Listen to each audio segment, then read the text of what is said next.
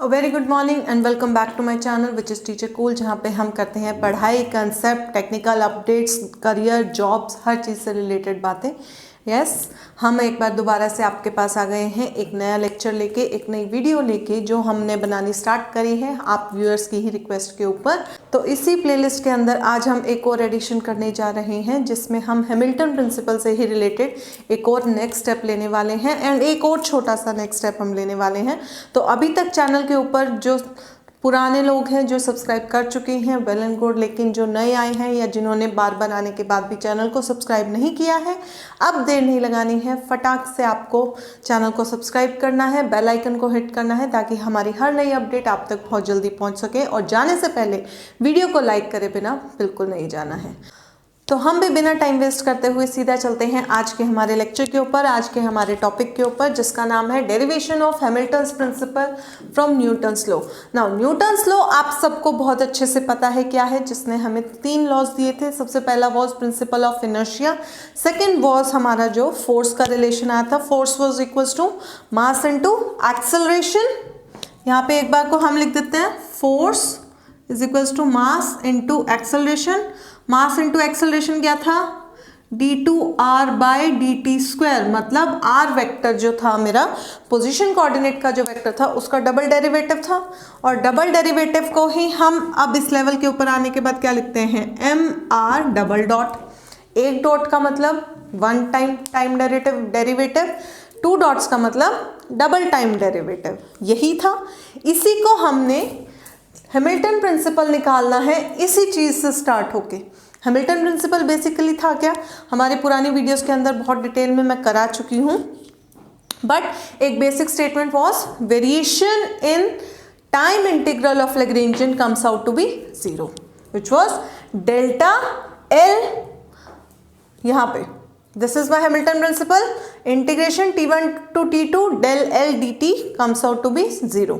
तो हमें आज यही एक डेरिवेशन करनी है, बहुत सिंपल है, बहुत ही सिंपल है, सिर्फ आपको थोड़ा सा जो डॉट्स लगाते हैं उनका ध्यान रखना है और कुछ नहीं है। सिर्फ 4 या 5 स्टेप की हमारी वीडियो आज की भी बनने वाली है, ठीक है। इसके अंदर हम स्टार्ट करते हैं। मैंने एक पार्टिकल लिया जिसका मास जो है वो है m, स्मॉल m। जो मेरा पार्टिकल है it is moving along 2 paths from point t1 to t2, right. t1 and t2 मेरे क्या है, एंड पॉइंट्स है। इन 2 एंड पॉइंट्स के बीच में मेरा पार्टिकल जो है वो ट्रेवल कर रहा है इन अ वे कि वो 2 पाथ्स को फॉलो करेगा, एक ऊपर वाला और एक नीचे वाला। ऑल्सो हम बोलेंगे कि end points remain the same, बीच का पाथ जो है वो डिफरेंट हो रहा है। So the variation at the end points is 0। ये तो हमने पुरानी वीडियोस के अंदर भी करा था, ये तो कुछ भी नया नहीं है। Next step is according to Newton's equation of motion, force क्या होती है, m डबल आर डॉट होती है। वर्क डन क्या होता है, फोर्स इनटू डिस्प्लेसमेंट होता है। तो मैंने यहाँ पे सिर्फ फोर्स की वैल्यू पुट करी और डिस्प्लेसमेंट बहुत छोटा लिया है, तो dr की जगह पे मैं डिस्प्लेसमेंट ले रही हूँ डेल r। ये भी कोई नई चीज़ नहीं है, पुरानी क्लासेस में हम करके आए हैं, बहुत बेसिक लेवल है। अब मुझे एक चीज़ पता है कि if total force acting on the system किसका सम होती है, एक तो जो हम फोर्स अप्लाई कर रहे हैं, so the applied force, and जो भी हमने कंस्ट्रेंट लगाए कि वो इन्हीं 2 पॉइंट्स के बीच में ट्रेवल करेगा, तो एक कंस्ट्रेंट फोर्स आती है। So my total force is the sum of applied force and constraint force. लेकिन जो भी हमारी कंस्ट्रेंट फोर्स होती है वो कोई भी वर्क डन नहीं करती है, क्योंकि उसका फिजिकल सिग्निफिकेंस नहीं होता है। हम जो चीज़ अप्लाई कर रहे हैं उसी से वर्क डन होगा, कंस्ट्रेंट फोर्स से वर्क डन नहीं होगा। सो आई विल से कि F C dot D R या डेल आर क्या होगा, 0। Work done by constraint force is 0। तो मेरी फोर्स में जब इसके कारण जो टोटल वर्क डन आएगा वो किसके आएगा, सिर्फ अप्लाइड फोर्स, और वो हम यहाँ पे निकाल चुके, क्या होगा, M R double dot dot del R. ये डॉट्स है टाइम डेरिवेटिव, ये डॉट है एक डॉट प्रोडक्ट, राइट। ये भी बेसिक लेवल है, प्लस माइनस है। Then also if the applied force is conservative in nature, अगर मेरी जो भी फोर्स में अप्लाई कर रही हूँ वो कंजर्वेटिव नेचर की है, तो वो क्या होगी, पाथ इंडिपेंडेंट होगी, सिर्फ इनिशियल और फाइनल पॉइंट के ऊपर वो क्या करेगी, डिपेंड करेगी। सो मेरा जो वर्क डन आएगा for a conservative force, force किसके बराबर होती है, नेगेटिव ग्रेडियंट ऑफ पोटेंशियल के, कंजर्वेटिव फोर्स की डेफिनेशन ही है कि मेरी फोर्स अगर पोटेंशियल का नेगेटिव डेरिवेटिव है तो it is a conservative force. तो मैंने यहाँ पर एफ ए जहाँ मैंने लिखा था अप्लाइड फोर्स, वहाँ पे मैंने लिखा minus of del V del dot del R. ये मेरे किसके बराबर आ गया? स्मॉल चेंज इन पोटेंशियल, और स्मॉल चेंज इन पोटेंशियल और स्मॉल चेंज इन या small amount of work done बराबर आएगा। पोटेंशियल एनर्जी क्या होगी? वर्क डन के बराबर आ जाएगी। एक मेरा पॉइंट आ गया माइनस ऑफ डेल वी जो यहाँ से आया डेल डब्ल्यू के बराबर, और डेल डब्ल्यू क्या था? इसके बराबर। कोई नया स्टेप नहीं है। जैसा हमें लग रहा है कि ये एमएससी की डेरिवेशन है, मुझे नहीं लग रहा है, क्योंकि ये सारा क्या है? एलिमेंट्री लेवल का है। डेरिवेशन यहाँ ख़त्म है, 4 स्टेप बचे हैं, यहाँ तक हम सिर्फ बेसिक कर रहे हैं, राइट। उसके बाद एक चीज़ यहाँ पे अब थोड़ी सी अलग है। देखो मुझे क्या चाहिए? M R double dot and del R, ठीक है।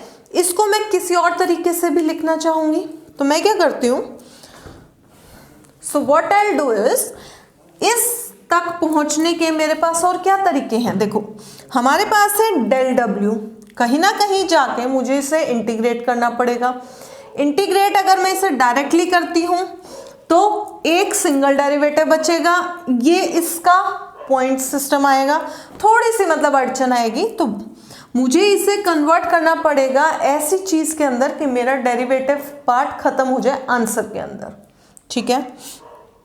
एक चीज़ देखो, जो ये टर्म है सिर्फ m को छोड़ के, ये चीज़ निकालने के लिए अगर मैं एक प्रोडक्ट लूँ r डॉट और डेल r का, और मैं इसका टाइम डेरिवेटिव निकालती हूँ, तो क्या आएगा? uv जब हम निकालते थे तो d by D T of uv, product rule of derivative हमें क्या बताता है? Product rule of derivative says d by D T of u of into v is u dv by D T plus v du by D T. मतलब first function into second function का derivative plus second function into first का derivative, यही देता है। यहाँ से क्या होगा? r dot as it is, del r का derivative del r dot, first function का derivative r double dot into second function del r, यही है। इसके अंदर ये जो चीज़ है ये क्या है? ये तो यही चीज़ आ गई, ठीक है, सेम चीज़ आ गई। इसको मैं क्या करती हूँ? RHS में ले आती हूँ, इसको मैंने इधर लिख लिया, ये वाला एज इट इज़ आ गया। जो ये वाला फंक्शन है r dot into del r dot, इसको मैं उधर लेके जाऊँगी तो नेगेटिव हो जाएगा, तो नेगेटिव साइन आ गया। प्लस अगर मैं इसका डेरिवेटिव निकालूं, नेगेटिव साइन के बाद r डॉट, मतलब इसका भी टाइम डेरिवेटिव है और इसका भी डेरिवेटिव है। इस चीज़ को मैं कॉमन क्या बना सकती हूँ?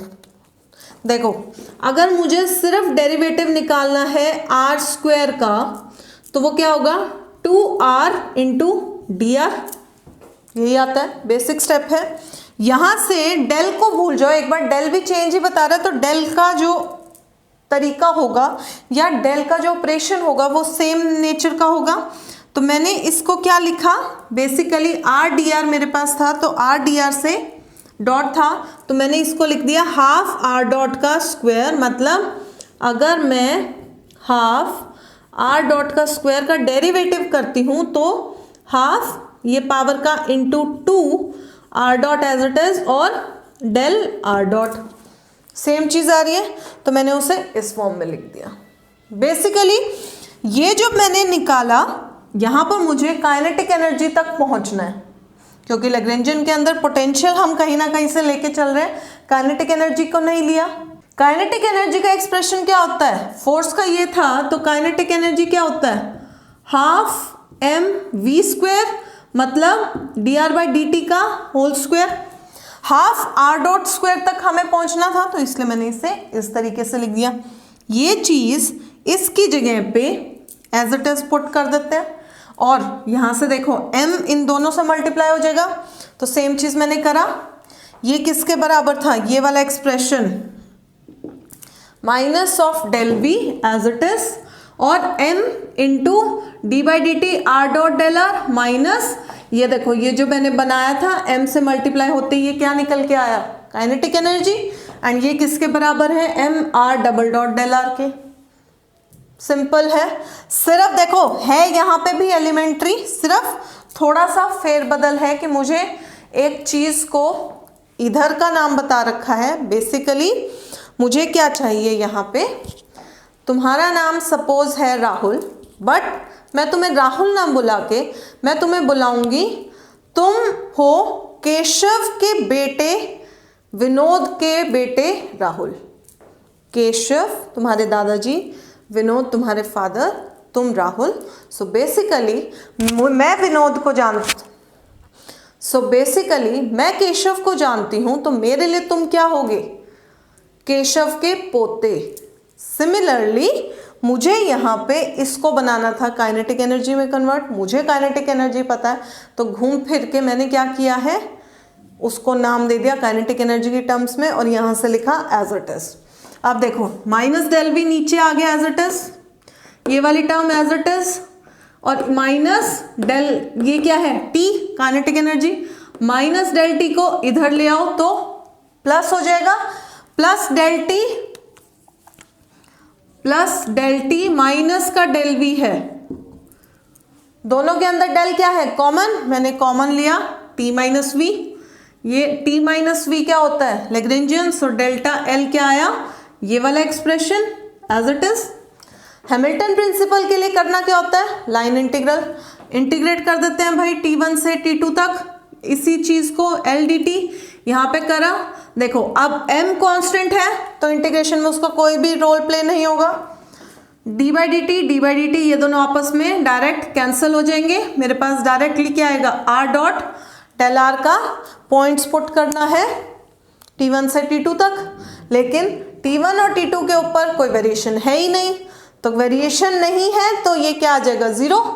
और ये क्या है, डेल एल डी टी का line integral which is Hamilton principle. मैंने तो भाई कहीं पे भी एमएससी लेवल का कोई भी नहीं लगाया है, या ग्रेजुएशन लेवल का भी नहीं लगाया है। बेसिक मैथमेटिक्स, बेसिक आपकी फिजिक्स की वेरिएशन जीरो, उसके बाद वर्क डन के अंदर पोटेंशियल से रिलेशन, पोटेंशियल को वर्क डन को थोड़ा सा रीअरेंज करा, काइनेटिक एनर्जी निकाल दी, काइनेटिक एनर्जी निकाली नहीं, काइनेटिक एनर्जी के फॉर्म में लिखा, रीअरेंज करा क्योंकि मुझे टी माइनस वी बनाना है, क्योंकि एंड में कहाँ पहुँचना है, लैग्रेंजियन पे पहुँचे, लाइन इंटीग्रल निकाला, वेरिएशन जो स्टार्टिंग में बोला था वही हमने क्या किया, जीरो डाला, आंसर हमारे सामने है। So this is my Hamilton principle from Newton's law.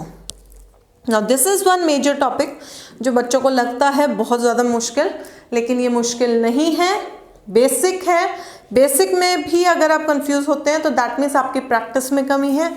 ये जो डेरिवेशन है इसे अपने हाथ से वीडियो को, लेक्चर को देखिए, साथ में अपने हाथ से 2 बार मिनिमम इसे सॉल्व करिए, आपको ये बिल्कुल नहीं भूलेगा। नाउ ये एक और टॉपिक है, derivation of Newton's law from Hamilton principle. अब देखो why I am covering this topic, इसी के साथ, क्योंकि हमने अभी यहाँ से हम यहाँ पे आए हैं, हमें वापस जाना है यहीं पे। बेसिकली अभी हमारी वीडियो चली थी यहाँ से यहाँ तक, अब हमारी वीडियो चलेगी यहाँ से यहाँ तक। तो कुछ स्टेप जो ये फेरबदल हमने यहाँ पे किया था, सेम चीज़ हमें वहाँ करनी पड़ेगी। यहाँ हमने डेरिवेटिव लिया था, वहाँ इंटीग्रेट करेंगे, बाकी स्टेप्स क्या रहेंगे, same. I will say considering the same particle. अब देखो सेम मैंने इसलिए लिखा है क्योंकि मैं यहाँ पे करूँ, पेपर में अगर तुम्हारा सिर्फ ये आएगा तो लिखना considering a particle, not the same particle. So I will say considering the same particle of mass m at r equals to xyz की फॉर्म में, moving under the force which is conservative in nature, right, from point t1 to t2, यही वाला diagram.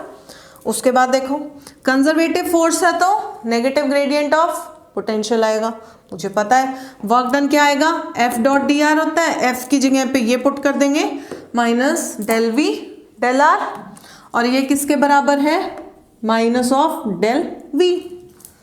पीछे भी तो यही किया था, ठीक है। Kinetic energy half m r dot square, सिर्फ इंट्रोडक्शन है ये, कोई नई चीज़ नहीं है।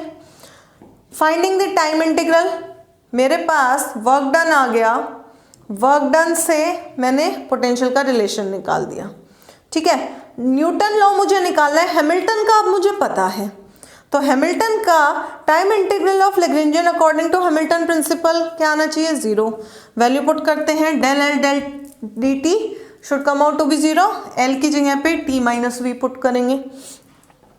टी क्या है, half M R dot square, और वी की जगह पे मैंने अभी वी ही लिखा है। नाउ डेल जो है, ये वाला जो डेल है ये अंदर ट्रेवल करेगा, अंदर ट्रेवल करेगा, तो अभी अभी मैंने यहाँ पे दिखाया था del half R dot square को अगर डेरिवेटिव करेंगे तो 2 से 2 cancel, R dot del R dot बचेगा। सेम चीज़ यहाँ पे आ गई, एम एज इट इज आएगा, हाफ आर डॉट स्क्वायर का डेरिवेटिव, देखो इसमें हम डेरिवेट किया था, सॉरी इसमें इंटीग्रेट किया था, उसमें डेरिवेट करें। ठीक है, यहाँ से डेरिवेटिव आया ये चीज़, माइनस डेल चला गया पोटेंशियल पे, D T equal to 0 according to Hamilton. इस स्टेप के अंदर मुझे इंटीग्रेट करना है, इंटीग्रेट प्लस माइनस के ऊपर क्या होता है, डिवाइड हो जाता है अलग अलग। तो सिर्फ फर्स्ट टर्म को अगर मैं देखूं तो मैं क्या करती हूँ, इसको मैं इस तरीके से लिख लेती हूँ, एम आर डॉट को मैंने बनाया फर्स्ट फंक्शन, ठीक है, और जो डेल आर डॉट है उसको मैंने लिख दिया D by D T of del R, dot का मतलब टाइम डेरिवेटिव, ये D by D T of del R पूरा का पूरा मैंने क्या बनाया, सेकेंड फंक्शन।